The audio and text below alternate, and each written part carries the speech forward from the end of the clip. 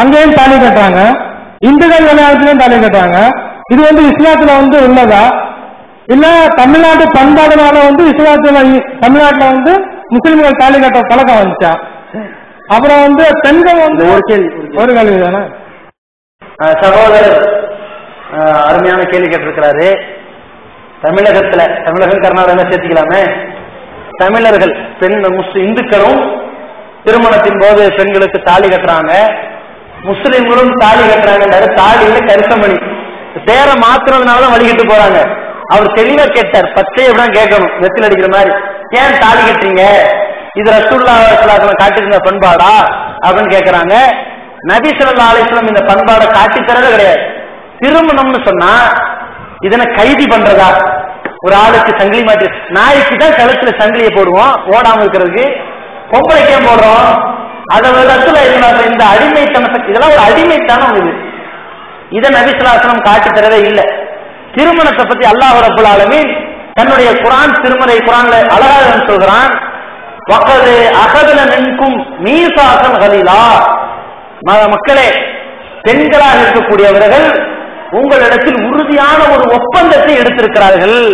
திருமணத்தை என்னன்னு சொல்றாங்க, ஒப்பந்தத்தை எடுத்திருக்கிறார்கள். அல்ல ஒப்பந்தம்னா என்ன? நான் உனக்கு மகர் தருகிறேன், நீ என்னை கணவனாக ஏற்றுக்கொண்டு வாழ வேண்டும், நீ எனக்கு கணவனாக இரு, நான் உனக்கு பணிவிடை செய்கிறேன். இதுதான் ஒப்பந்தம். எனக்கு பிடிக்கலன்னா உன்னை நான் குலா விட்டுருவேன், எனக்கு பிடிக்கலன்னா உன்னை நான் தலாக்கி விட்டுருவேன் மாப்பிள்ள சொல்றது ஒப்பந்தம். இந்த ஒப்பந்தம் பண்ணி 2 பேர் குடும்ப வாழ்க்கையை ஈடுபடுற திருமணத்தை போய் ஒருத்தன் கைத்த கட்டி ஒருத்தன் ஒரு பொம்பளைய அடிமையாக்குற இந்த கலாச்சாரம் இஸ்லாத்துல கிடையவே கிடையாது. வேற எப்படி இது உண்டாச்சுன்னு கேட்டா, இந்த காலையில கவிதையை பத்தி பேசினாங்கல்ல, இந்த கவிதைனாலே நாசமா போச்சு சமுதாயம்.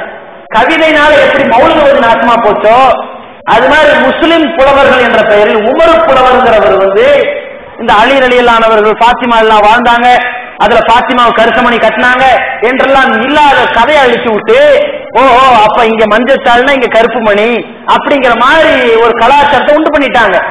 ஏன் காரணம் கேட்டா இது ஒரு லாஜிக் வேற.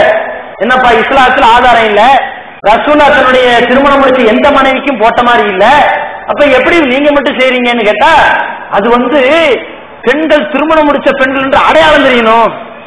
அடையாளம் தெரியறதுக்கு இது என்ன லாட்ஜ்லயா வச்சு கல்யாணம் முடிச்சீங்க? ஒரு ஊர்லயா போய் பண்ணிட்டு வந்தீங்க? ரகசியமா இல்ல, எல்லாருக்கும் தெரியற மாதிரி பண்ணீங்க.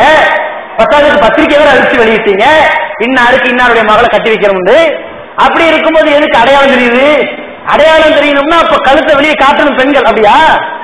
அவர்களுக்கு அந்த புர்காவுடைய பர்தாவுடைய சட்டம் இல்ல, நமக்கு இருக்குல்ல பெண்களுக்கு. அப்ப நம்ம தாய்மார்கள் பர்தா போட்டுக்குவாங்களா? அப்புறம் கழுத்தை என்ன யாருக்கு திறந்து காட்ட போறாங்க? எனக்கு கல்யாணமா இருக்கிற லைசன்ஸ் பார் அப்படின்னீங்களா? இன்னும் சொல்ல போனா தாலி கட்டுறதுங்கிற கலாச்சாரத்தை உண்டு பண்ணணும் வைங்க, அதுக்கு இந்த லாஜிக்க சொன்னீங்கன்னா ஆம்பளைகளுக்கு தான் கட்டணும். ஏன்? அவங்கதான் சமுதாயத்துல கழுத்தை காட்டிக்கிட்டு போறவங்க.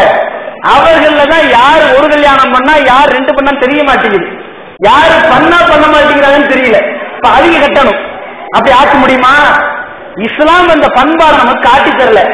கணவன் அந்த மணமகனா இருக்கக்கூடியவன் அந்த பெண்ணிட்ட போய் பெண்ணுடைய தகப்பனார்ட்ட உங்க மகளை இந்த ரொக்கத்தை பணமாகவோ கடனாகவோ தவணையாகவோ கொடுத்து மகளாக கொடுத்து திருமணம் முடிக்கிறேன் சம்மதிக்கிறீங்களான்னு கேட்கணும்.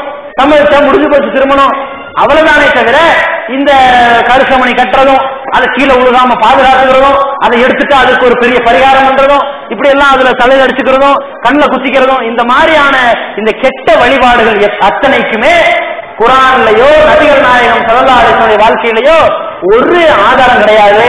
இன்னைக்கு நீங்க கழட்டணும். அதை அப்ப கழட்டணும்னா கணவன் சாகுன்னு நினைக்க கூடாது. கணவன் உயிரோடு இருக்கிறதுக்கு இதை சான்று. புருஷன் தான் போய் கழட்டி விடணும், இதெல்லாம் இதுல இஸ்லாத்துல அப்படின்னு கழட்டணும். அதை ரெண்டாவது, இது பிற மத கலாச்சாரம், அவர்கள் உண்டு பண்ண கலாச்சாரம். என்ன கலர் வேணா மஞ்சள், இது கருப்பு, அவ்வளவு கயிறு இது பாசி, கலரும் அந்த சைஸ் வேறமா இருக்கலாமே தவிர கலாச்சாரம் ஒண்ணு. நபிகள் நாயகம் ஸல்லல்லாஹு அலைஹி வஸல்லம் சொன்ன செய்தி முஸ்னத் அபூ தாவூத் என்ற ஹதீஸ் நூல்ல பார்க்கிறோம். மன் தஷப்பஹ பி கௌமின் ஃபலைஸ மின்னி, யார் பிற மத கலாச்சாரத்தை பின்பற்றுகிறார்களோ அவர்கள் அவங்களை சார்ந்தவங்க தான், என்ன சேர்ந்தவர்கள் இல்லைங்கிறாங்க ரசூலுல்லாஹ். ஏன்? நான் ஒரு வழிமுறையை கொண்டு வந்தேன், இதை விட்டுட்டு அதுக்கு தாவணினா போ அங்க போ அப்படிங்கிறாங்க ரசூலுல்லாஹ். அப்ப அந்த வழிமுறை நமக்கு தேவையா? முஸ்லிம்களுடைய பண்பாட்டுல கலாச்சாரத்துல கருத்தமணிக்கு சுத்தமான ஒரு இடமும் ஒரு எல்லளவும் ஆதாரம் கிடையாது என்பதை தாய்மார்கள் கவனத்தோடு புரிந்து கொள்ள வேண்டும். வலைக்கும் சலாம். இப்போ ஷேர்ஸ்ல பணம் இன்வெஸ்ட் பண்ணுவாங்கல்ல, என்னதுங்க? ஷேர் கம்பெனில. சரி சரி. இன்சூரன்ஸ் அல்ல, ஆமா இன்வெஸ்ட்மெண்ட் நான் சொல்லிட்டு இருக்கேன். சரி. இன்சூரன்ஸ் அது ஷேர், இன்சூரன்ஸ் வட்டி காசு வரும், அது வேண்டாம். ஷேர் பத்தி நான் சொல்லிட்டு இருக்கேன். ஷேர்ல இன்வெஸ்ட் பண்ண தப்புன்னு சொல்றீங்க. ஏன்னா நான் என்னோட பிரகாரம் இப்ப ஷேர்ல இன்வெஸ்ட் பண்ணுறதுன்னா ஒரு கம்பெனில இன்வெஸ்ட் பண்ணி அதுல வர லாபத்தை இன்வெஸ்ட் பண்ணவங்களுக்கு எல்லாத்துக்கும் கொடுப்பாங்க. அது தப்புன்னு சொல்றீங்க. அது தப்புனா இப்போ ரெண்டு பார்ட்னர்ஷிப்ல பிசினஸ் பண்ணுவாங்கல்ல, அப்படின்னா அதுவும் தப்பல்ல? சரி. இது தப்பு அது தப்பு இல்ல, அது எப்படி? சகோதரி நியாயமான ஒரு கேள்வியை கேட்கிறாங்க. இன்சூரன்ஸ் பண்றது ஹராம், அது எல்லாரும் தெளிவா இருக்கிறதுனால பிரச்சனை இல்லை.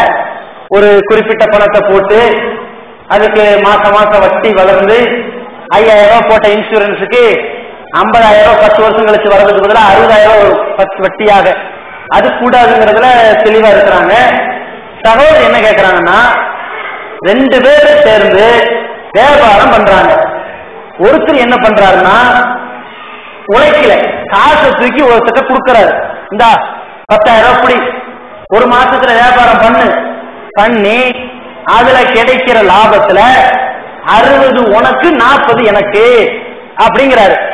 நஷ்டத்துல 60 நீ பொறுப்பெடுத்துக்க, 40% என்கிட்ட கழிச்சுக்கங்கிறாரு. லாப நஷ்டத்தை பொறுப்பெடுத்து கொண்டு இந்த வியாபாரத்தை செய்யன்னு சொல்லி விடுறாரு. இது கூடும்னு சொல்றீங்க என்றால், இதே மாதிரி தானே ஷேர் மார்க்கெட்ல இருக்குது. ஷேர் மார்க்கெட்ல இதே லாப நஷ்டத்தை ஏத்துக்கிட்டு தானே இருக்குது. அது மட்டும் ஏன் கூடாதுங்கிறீங்க? இதான் சகோதரியுடைய கேள்வி. இது கூடுங்க, இது எந்த தப்பும் கிடையாது இந்த 2 பேர் சேர்ந்த பார்ட்னர்ஷிப்ல. ஆனா ஷேர் மார்க்கெட் நம்ம கூடாதுங்கிறோம். ஏன் கூடாதுங்கிறோம்னா, அது இந்த 2 பேர் சேர்ந்து செய்யற பார்ட்னர்ஷிப் மாதிரி கிடையாது. அது எப்படின்னு சொன்னா, ஒரு வியாபாரத்துக்கு ஒரு அளவுகள் புரிஞ்சுக்கணும். வியாபாரம் என்றால் அதுல மோசடி இருக்கக்கூடாது, பித்தலாட்டம் இருக்கக்கூடாது, பொய் பேசுறது இருக்கக்கூடாது, வட்டி மறைந்து இருக்கக்கூடாது. ஆனால் இந்த 4 அம்சமும் இதே ஷேர் மார்க்கெட்ல இருக்குது. பார்ட்னர்ஷிப்ல பொறுத்த வரைக்கும் நம்ம யார்கிட்ட பேரம் பேசி இருக்கோம்னு தெரியும், யார்கிட்ட ஒப்பந்தம் பண்ணி இருக்கோம்னு தெரியும், யார் நம்ம கூட ஒப்பந்தம் பண்ணி இருக்கிறாங்கன்னு தெரியும், யாருக்கு எவ்வளவு லாபம் போகுதுன்னு தெரியும். ஷேர் மார்க்கெட்டை பொறுத்த வரைக்கும் எதுவுமே தெரியாது. ஒரு 10,000 ரூபாய் நீங்க இன்வெஸ்ட் பண்றீங்கன்னு வைங்க, ஏதாவது ஒரு கம்பெனி எடுத்து அதை நடத்துறான். அவன் என்னெல்லாம் பண்ணுவான் தெரியுமா? நமக்கு ஒண்ணுமே தெரியாது. இந்த உதாரணத்துக்கு ஒரு நிறுவனம் ஹிந்துஸ்தான், அந்த நிறுவனத்துக்கு கொடுக்குறீங்க. அந்த நிறுவனம் உங்கள்கிட்ட 1 லட்ச ரூபாய் பணத்தை வாங்கிருச்சு. வாங்கி ஒரே ஒரு ஒப்பந்தம் தான் போட்டிருக்கிறான், கிடைக்கிற லாபத்துல இவ்வளவு நஷ்டம், உங்களுக்கு இவ்வளவு லாபத்தை கொடுப்போம், நஷ்டம் வந்தா இவ்வளவு எடுத்துக்குவோம். நம்ம என்ன நினைக்கிறோம், பரவாயில்ல லாப நஷ்டம் ஒப்பந்தம் கரெக்டா இருக்குது, வியாபாரம் மாதிரி நினைக்கிறோம். ஆனால் இந்த 1 லட்சத்தை வாங்கி அவன் எதுக்கு போறான்னு தெரியுமா?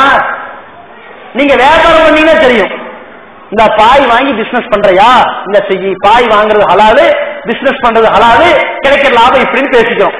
தோல் வாங்கி இப்ப லெதர்ல பண்றியா செய்யின்னு எல்லாத்துக்கும் கொடுப்போம். இந்த நாம சேர கொடுத்த 1 லட்சம் பீடி புகையில வாங்குறதுக்கு செலவிடப்பட்டுச்சா உங்களுக்கு தெரியுமா? அதை காட்ட மாட்டான்.